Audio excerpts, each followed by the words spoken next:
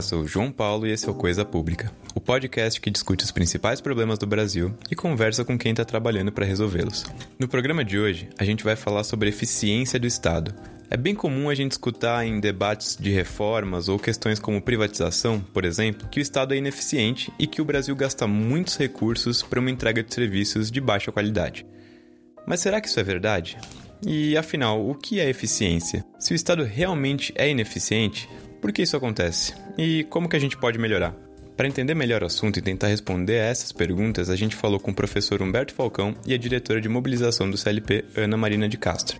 Mas antes, eu queria convidar todo mundo outra vez a conhecer mais sobre Coisa Pública e os outros projetos do CLP. Acessando a nossa página no Catarse, você vê os últimos conteúdos publicados e também pode apoiar a criação desse podcast e de vídeos, artigos e uma infinidade de outros conteúdos com só um cafezinho por mês. É só acessar catarse.me/CLP e você consegue conhecer todos os projetos e apoiar. A gente vai deixar o link na descrição desse episódio para facilitar a sua vida. Bom, vamos para a discussão?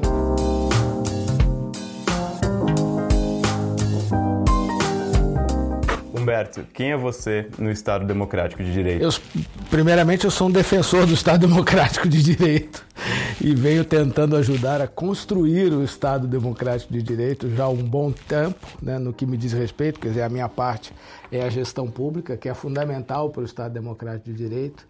E nesse campo eu tenho sido, nos últimos 30 e pouquinhos anos, um professor, atualmente na GV e colaborando com o CLP também, com outras escolas de governo. E tive no Estado trabalhando como servidor durante aproximadamente 20 anos, né?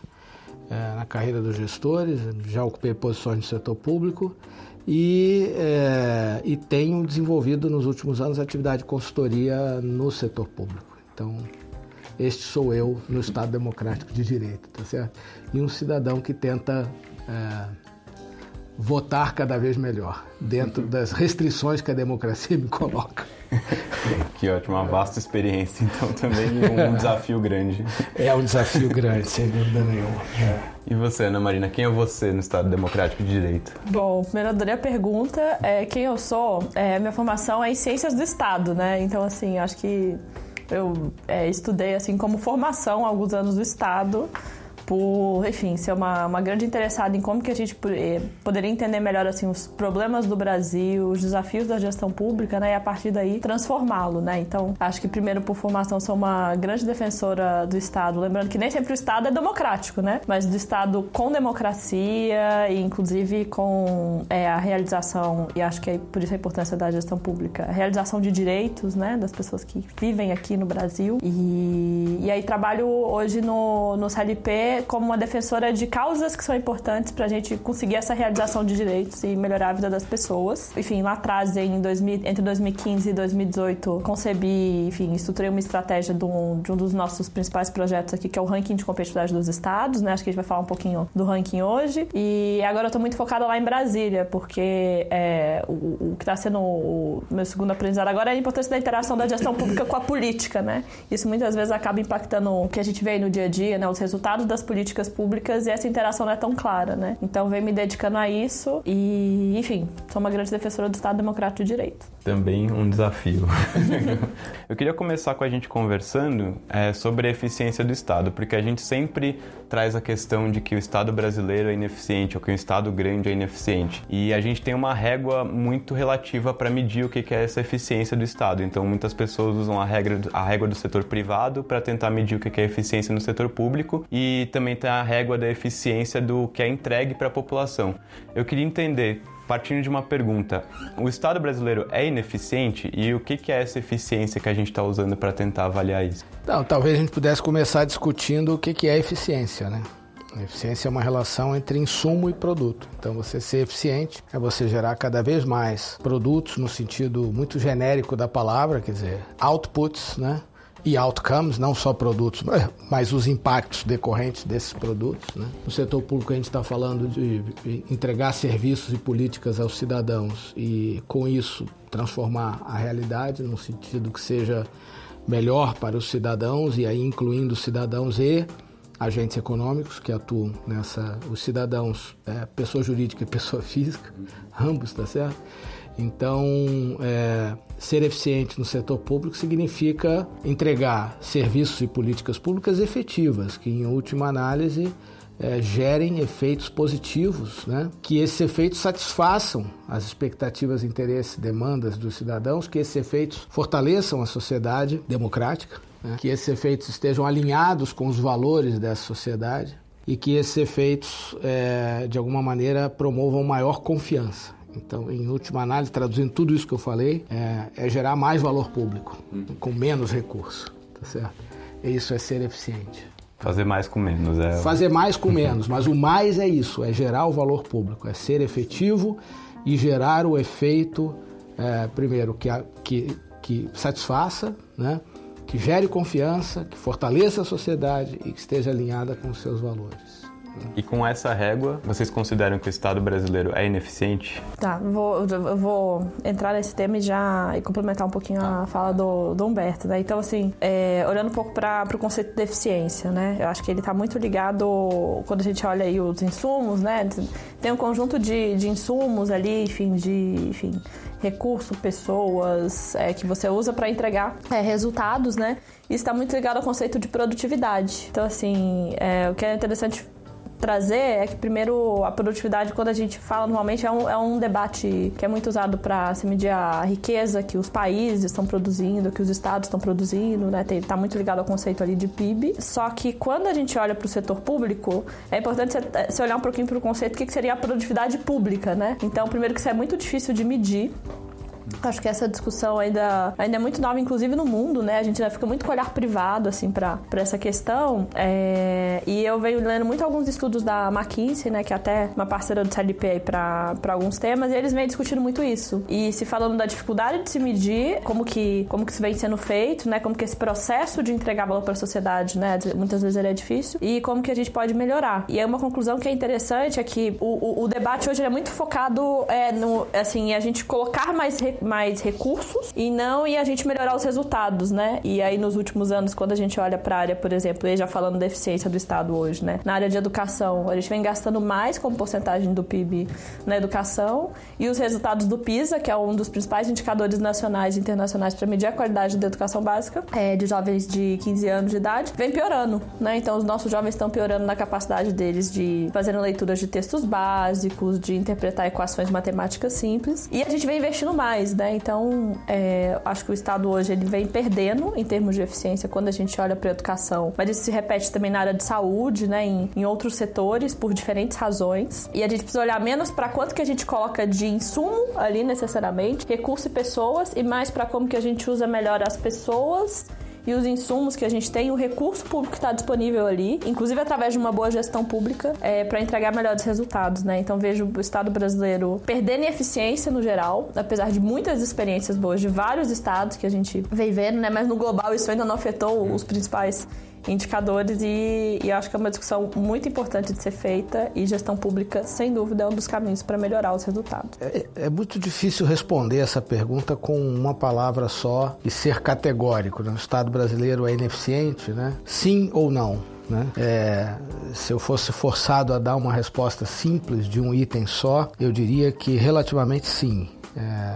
Existe um debate imenso sobre isso, né? Muito, inclusive, nesse debate há uma dimensão, há uma camada ideológica, né? Alguns vão dizer, a priori, independentemente de qualquer evidência, vão argumentar que o Estado é inerentemente ineficiente, comparado com o mercado, porque é muito sujeito a custos de transação, altos custos de transação. A forma como o Estado organiza e gere os seus, entre aspas, negócios, as suas atividades, como ele se estrutura, etc., né? Impõe muitos e elevados custos de transação e, de alguma maneira, impõe custos de confiabilidade também, quer dizer, a incidência de problemas de agência, etc., né?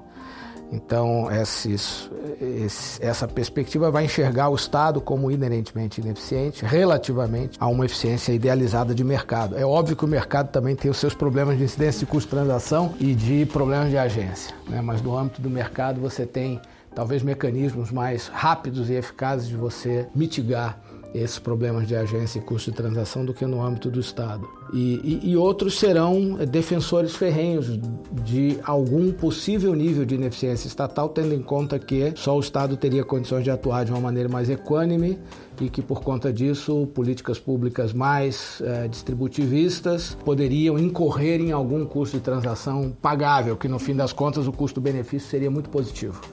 Apesar de custar um pouco mais caro relativamente a conceitos idealizados de eficiência, mas o benefício só o Estado poderia trazer. Então seria uma espécie de custo necessário, né, para que o bem-estar acontecesse. Então, no meio do caminho de tudo isso, existem parâmetros e comparações, né? E aí os indicadores, né, como a Ana falou, quer dizer, as réguas, as métricas, elas não são precisas e nenhum indicador é perfeito. Mas se a gente pegar um deles, por exemplo, se você pegar e comparar internacionalmente a carga tributária com o IDH, que é grosseiramente uma medida de inputs, né? Eu estou arrecadando da sociedade um tanto de recurso e eu estou medindo o efeito da devolutiva, seja ela qual for, que eu dou. Então, independentemente de coisas como o tamanho do Estado, enfim, né?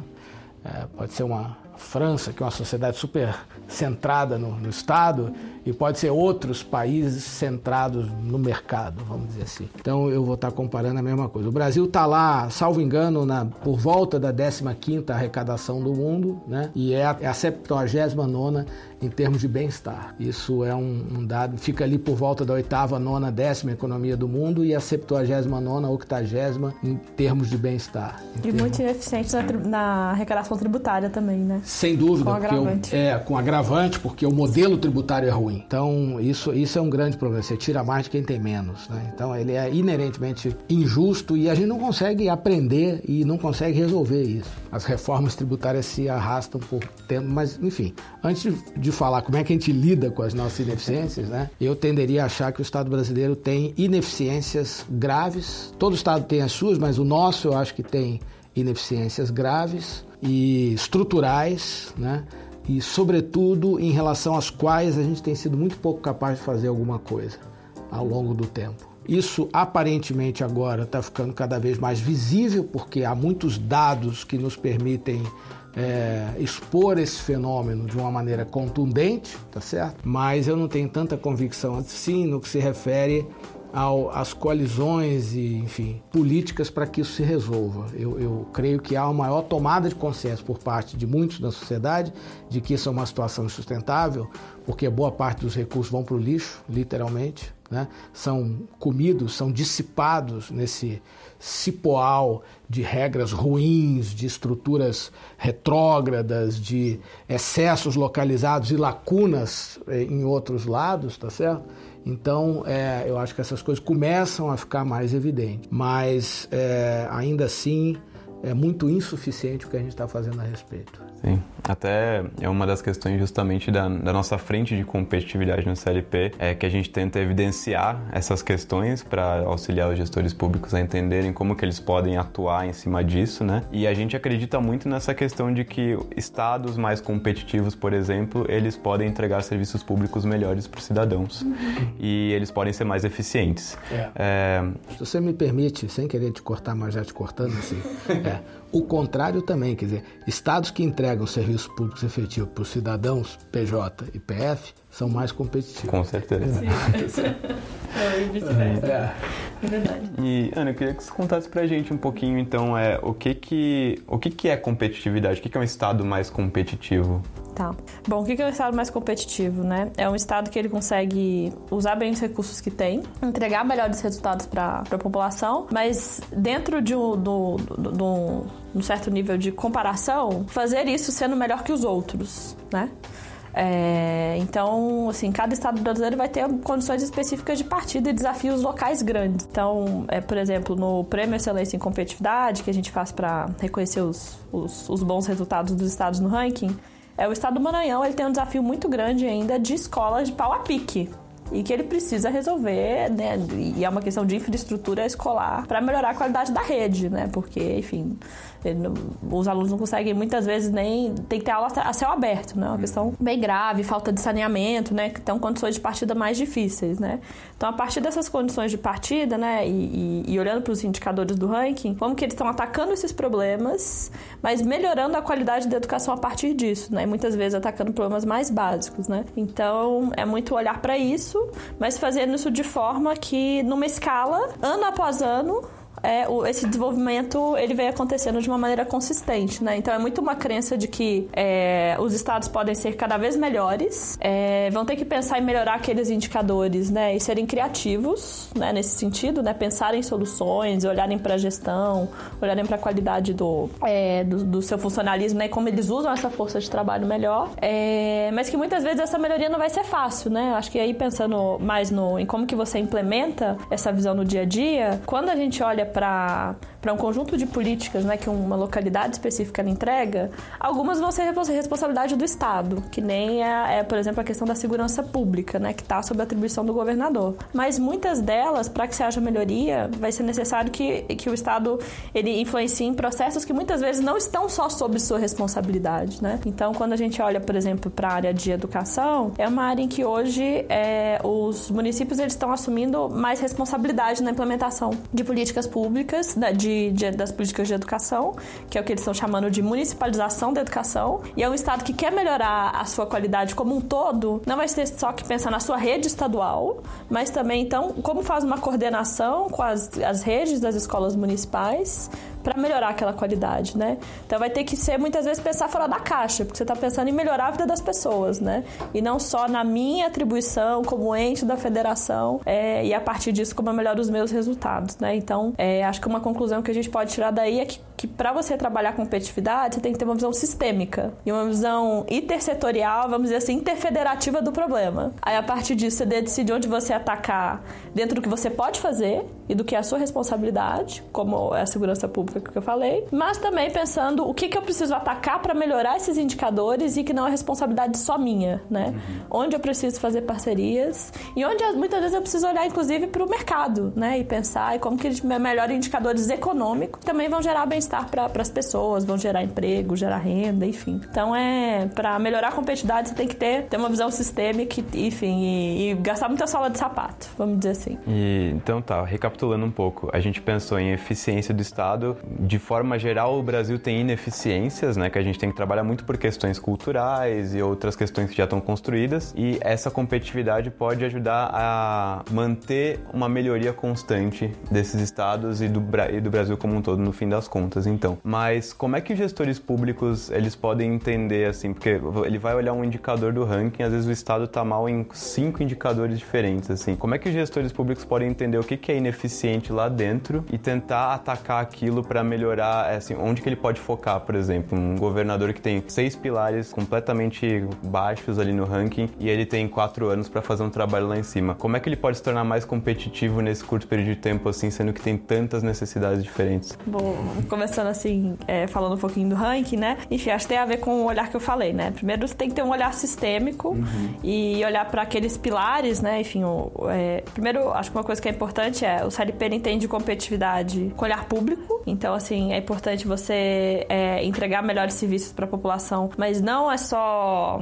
Assim, não vão ser só, assim, fatores econômicos que vão influenciar esse processo, né? Você tem que olhar muito para as políticas que são implementadas, para as instituições públicas, a questão dos custos de transação, ali como essas instituições são organizadas, né? Igual o Roberto falou, uma visão mais geral. A partir daquele olhar, acho que entra muita visão política, né? Então, assim, a partir desse olhar, quais são as alavancas, dados os meus recursos, que eu posso investir para que no curto prazo eu tenha mais melhorias, né? E acho que é muito importante o Estado fazer esse diagnóstico, olhar também a partir da perspectiva política e priorizar quais são aqueles indicadores, né, aquelas áreas, né, que são importantes que sejam melhoradas logo, e é possível serem melhoradas logo, porque o Estado vai ter capacidade de atacar aqueles indicadores, só que em paralelo é muito importante se pensar também em um planejamento de médio e longo prazo, porque questões relacionadas, por exemplo, à matriz econômica local ou a qualidade da formação das pessoas daquela região, são questões que você vai ter que ter políticas com um planejamento de médio e longo prazo. Então, como você pensa esse médio e longo prazo, né, e garante,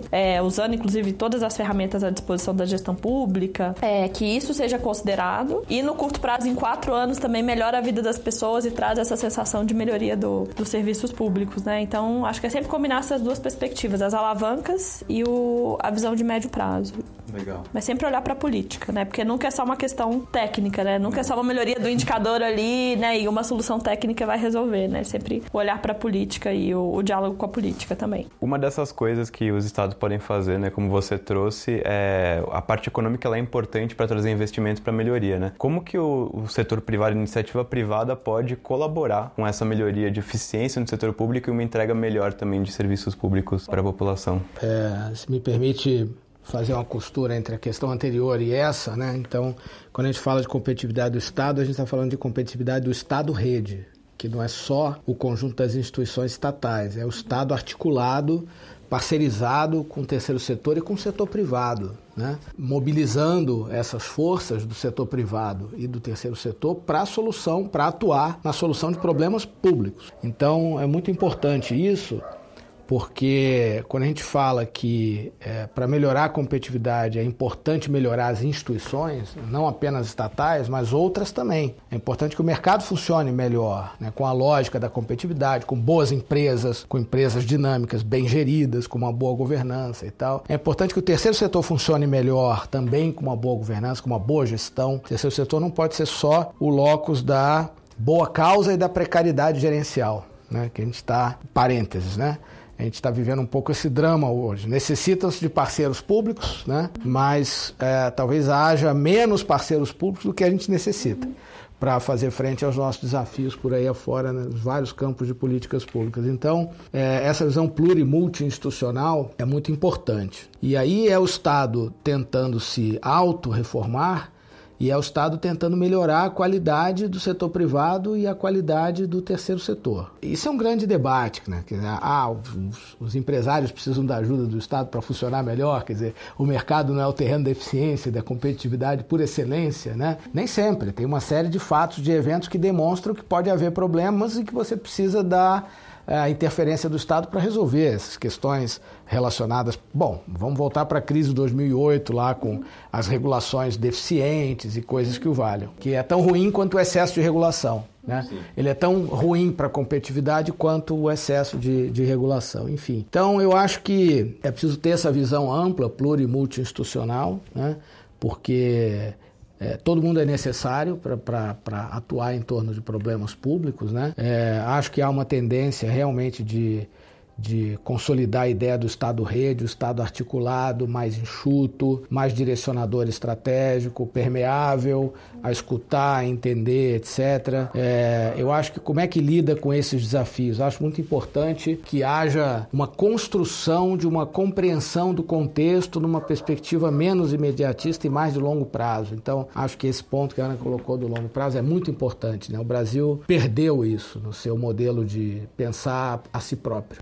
E um reflexo disso é a deterioração dos sistemas de planejamento governamental, por exemplo, que na década de 70, durante a vigência do regime militar, ele era muito forte, muito tecnocrático e muito autocentrado, e depois a gente jogou tudo isso fora, achando que não valia a pena, por causa da década de 80, a perdida, e aí isso nos dificultou muito a enfrentar outras décadas perdidas que vieram depois. Então, hoje a gente tem muita dificuldade de construir uma visão de futuro, um projeto de futuro. A gente está aqui se afogando nas questões do dia a dia para sobreviver, enfim, isso é muito complicado, né? E isso é complicado também porque isso desestabiliza uma trajetória de longo prazo, promove descontinuidade administrativa. Então, muita gente vem, muita gente vai e diz que estava tudo errado e quer começar tudo de novo, a gente não aprende.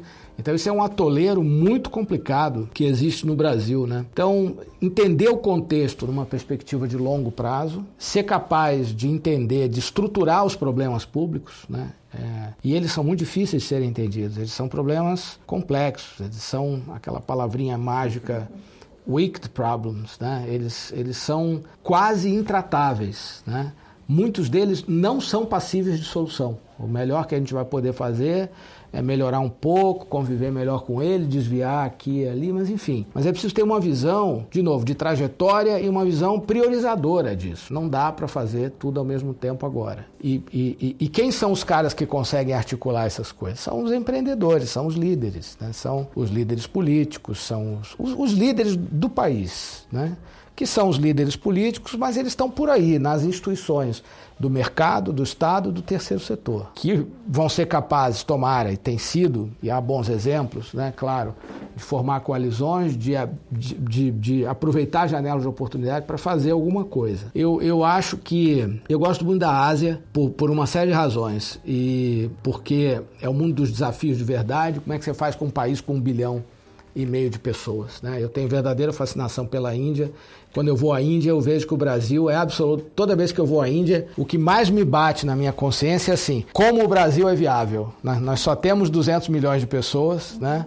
E temos condições de avançar muito nos problemas, né? E quando eu vejo as coisas lá, eu digo, como é que eles vão fazer com 1,5 bilhão daqui a pouco, né? E tem certas coisas lá que simplesmente esquece que não vai acontecer. Então eu acho que tem uma questão de escala que nos favorece muito e tem outras questões que nos desfavorecem muito, né? A qualidade das regras, a qualidade, algumas questões de qualidade das instituições, algumas questões de cultura política, etc. Eu sinto que é possível dar um grande salto no Brasil, mas a gente ainda está muito amarrado e principalmente é o território onde eu consigo enxergar com mais sistematicidade. As questões relacionadas à gestão pública, elas nos complicam muito mais do que nos ajudam. Eu realmente tendo a ver o copo meio vazio, né? Do que meio cheio. Prefiro assim, porque eu sou um descontente com o status quo. Quem tende a ver o copo meio cheio, eu acho que fica menos inquieto e talvez menos achando que precisa fazer menos do que tem que ser feito, apesar da gente já ter avançado muito. Roberto, tem uma coisa que você falou que eu achei muito interessante. Você falou da questão da gente precisar olhar para a priorização, para a trajetória, e no final falou um pouquinho sobre cultura política, né? E eu acho que dessa perspectiva muito multissetorial, que é como eu também entendo que para a gente conseguir resolver problemas complexos, né? No final tudo é uma trama, né? De fato é uma rede, né? Então, se a gente não olhar para o multissetorial e como essa interdependência acontece, a gente não consegue avançar. E algo que... Primeiro que eu vejo que o desafio assim, do Brasil, assim, em termos de cultura política, é muito grande, também se torna um entrave para a melhoria da gestão pública. E, especificamente, muito a visão de que o Estado ele deve ser um Estado que atende a todas as benesses de todos os setores, né? Então, eu vejo que, para que, inclusive, o mercado ele se posicione de uma maneira diferente com relação ao Estado, é preciso você trabalhar uma visão menos de como um tema específico atende ao meu setor e como eu vejo que eu também sou um ator importante tratando um problema público e eu vou ter que ter uma visão muito mais republicana daquele problema, né? E isso é uma mudança de cultura muito grande, acho que tanto pro mercado, e tem até um exemplo interessante no governo federal que quero falar um pouquinho, como também no próprio terceiro setor, né? Acho que parte do terceiro setor, quando a gente olha um pouco para essas discussões, né, e da interação ali entre Estado e sociedade civil organizada, enfim, essas instituições, é de que muitas vezes o terceiro setor vira uma periferia de poder, né? E não de fato, não está pautando uma agenda ali e trazendo uma visão pública em parceria com o Estado, né, em parceria com o setor privado, né? Mas com uma periferia de poder, né? E como que a gente capacita o terceiro setor para que de fato seja propositivo e que não estabeleça uma relação ali, muitas vezes, de subserviência de alguma forma, né? Ou de dependência para que possa existir, né? Porque eu acho que isso tira um pouco de força de cada um desses dois atores, né? Então, acho que é preciso que a gente reveja a cultura do setor público, mas também mercado precisa repensar como se coloca e o terceiro setor também. E como a gente está próximo agora do lançamento do ranking de competitividade dos estados, vai ser no dia 18, enfim, a gente vai ter inclusive uma transmissão online, a gente vai discutir lá um pouco a questão da interação entre mercado e estado e como essa interação ela pode ser mais republicana, como eu estava falando. E uma tendência que eu venho achando muito interessante, que saiu até algumas revistas, é o que eles estão chamando dos CEOs ativistas, que são CEOs que estão pensando no seu, inclusive responsabilidade social, corporativa, não só do ponto de vista de como impacta meu modelo de negócio, mas que Brasil eu quero, né, e que discussão precisa ser feita, inclusive muitas vezes sacrificando uma visão do meu setor para que o país avance, né? Então, enfim, na nossa rede de apoiadores a gente tem vários apoiadores com essa visão, né, e vai fazer essa discussão lá. Eu acho uma linha muito interessante que o mercado tá, né, e algumas lideranças estão trazendo. E uma outra iniciativa que eu vi, assim, também com bastante ânimo, né, e aí relacionada à competitividade, um dos parceiros do CLP, o MBC, está fazendo conversas com o governo federal para que instituições do terceiro setor e do setor privado, quando chegam até o Estado para fazer algum tipo de proposição, né, relacionada a temas de competitividade, para que se forem temas relacionados a corporativismo ou a pedido de subsídios específicos para algum setor, para que isso nem entre na matriz de priorização. Então, assim, o governo, a partir de agora, assim, alguns valores ele não vai nem discutir. Isso aqui não entra na nossa matriz, isso não é aceito. E se, enfim, o setor privado vier fazer algum tipo de pedido, né, legítimo, né, assim, de algum tipo de proposição ou de proposta, vai ter que olhar para uma outra lógica, né? Espero que o projeto dê certo. Assim, gostei muito da visão que está sendo trabalhada lá na pasta do secretário Carlos da Costa, que inclusive foi um dos fundadores do CLP. E também estou olhando muito aí para o setor privado e animada com essa visão que alguns executivos estão puxando, né? E eu acho que isso realinha também o papel do Estado, enfim, e dessa forma a gente consegue melhorar a qualidade da nossa gestão pública e trabalhar essa questão cultural, que ainda é muito arraigada, né? Desse Estado paternalista. Com certeza. Acho que só para a gente encaminhando para o final por conta do tempo, uma última pergunta que eu acho que vocês dois já deram um pouquinho de spoiler aqui. Quais são as expectativas de vocês para um Brasil mais competitivo? Você já falou um pouco, o professor falou um pouco do copo meio vazio, a Ana falou que tem o otimismo dessa questão dos empreendedores. Mas eu queria saber um pouquinho mais de vocês sobre essa visão de futuro. Olha, pegando o gancho da tua fala agora há pouco, né? Assim, a gente tem um grande desafio de construir capital social. Há várias formas de você tentar mudar a cultura empresarial, torná-la mais preocupada com o país, com o planeta, com outros stakeholders, com outras questões, etc. Acho que isso já é um movimento que vem acontecendo por aí. Há bons sinais no Brasil a respeito disso. Eu conheço muitos grandes empresários que são homens patriotas, cidadãos globais, preocupados, conscientes, não estão interessados apenas em despejar um produto no mercado e acumular fortuna. Tem uma cabeça muito mais ampla do que isso. Isso é muito meritório e é muito bom. O terceiro setor tem os seus sectarismos também. E o terceiro setor já é mais dependente assim, de um processo de formação de capital social e de organização autônoma da sociedade. E hoje a gente tem que discutir isso num contexto da sociedade em rede, que é uma sociedade onde as ONGs, a dita sociedade civil organizada perde poder para a dita sociedade civil desorganizada, que são os cidadãos interconectados nas suas redes sociais, com seus smartphones, capazes de se mobilizar, viralizar uma coisa qualquer, banal ou importante, em questão de segundos, tá certo? E promover grandes transformações em alguns cantos. Os regimes caíram, em outros cantos não aconteceu nada, mas essa massa hiperconectada tem um poder extraordinário. Na verdade, para usar a expressão precisa do Manuel Castells, ela exerce muito bem um contrapoder, né, em relação às instituições estabelecidas. Então, é uma força, né, que não é propriamente institucional, é emergente, mas é uma baita força, né? Como é que você lida com essa massa, né? Por trás de tudo isso, do capital social, do padrão de atuação da sociedade em rede, etc., está o nosso déficit educacional, que grita numa hora dessa. E por trás também dos padrões, vamos chamar assim, disfuncionais de cultura política, né? Tá um padrão educacional, é o preço que a gente está pagando por aquilo que a gente não fez ao longo do nosso processo civilizatório aqui, né? Que é expandir a educação para todos, enfim. Então, esse é um baita desafio, sabe? E eu tenho trabalhado com esse tema, mas numa perspectiva muito específica de contribuir para trazer parcerias para esse tema, para ver se gera alavancagem de resultado. E por mais que eu me debruço nos números, né, e hoje a gente tem muitos números para analisar, eu vejo que é um escândalo como nós não resolvemos isso ao longo das décadas que se passaram, sabe? Voltando para a comparação com a Índia, totalmente possível.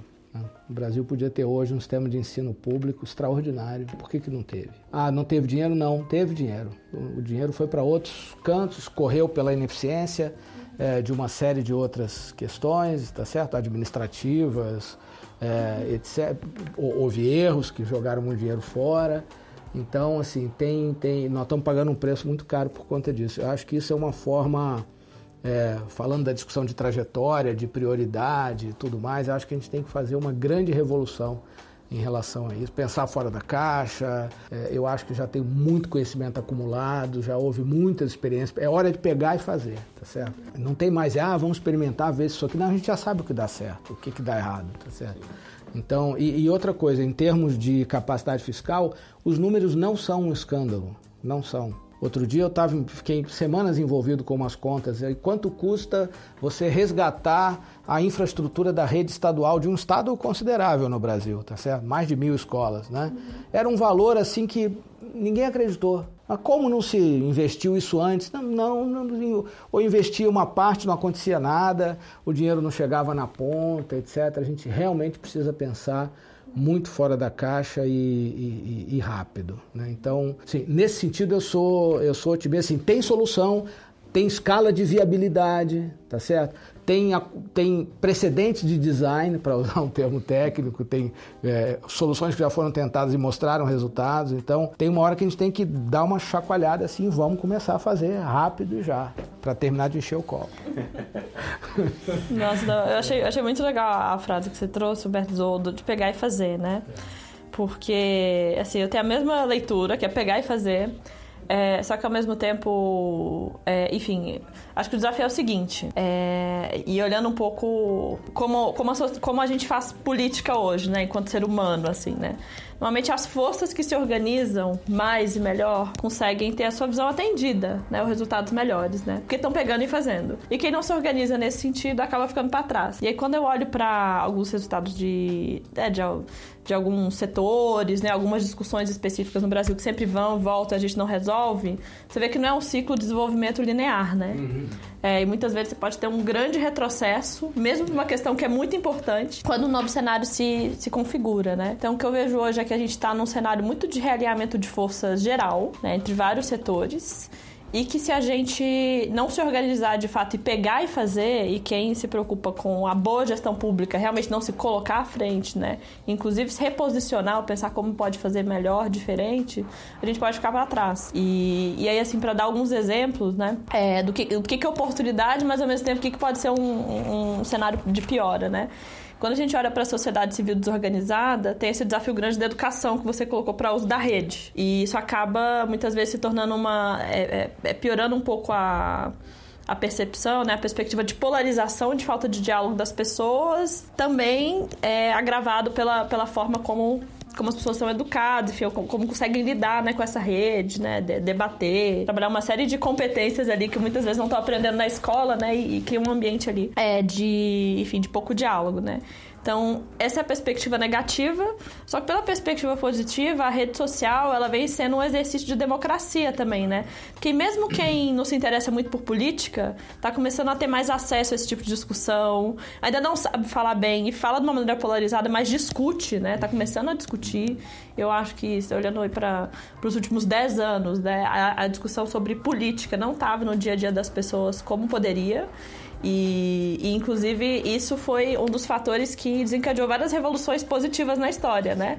Revolução Francesa, né? Tinha muita coisa das pessoas sentarem juntas e discutirem política com os panfletos em casa, né? E fomentar uma discussão importante, né? Então, Sociedade civil desorganizada, nesse momento, pode tanto partir para polarização, como partir para um aprendizado democrático grande, né? E aí, qual força que vai ser a força que vai ser o vetor dessa transformação, né? Acho que, assim, a gente agora não sabe, e talvez a perspectiva, quando a gente olha para a rede social, é negativa, mas se a gente quer construir um futuro melhor, acho que a gente tem que pegar e fazer, né? Não tem como fugir disso.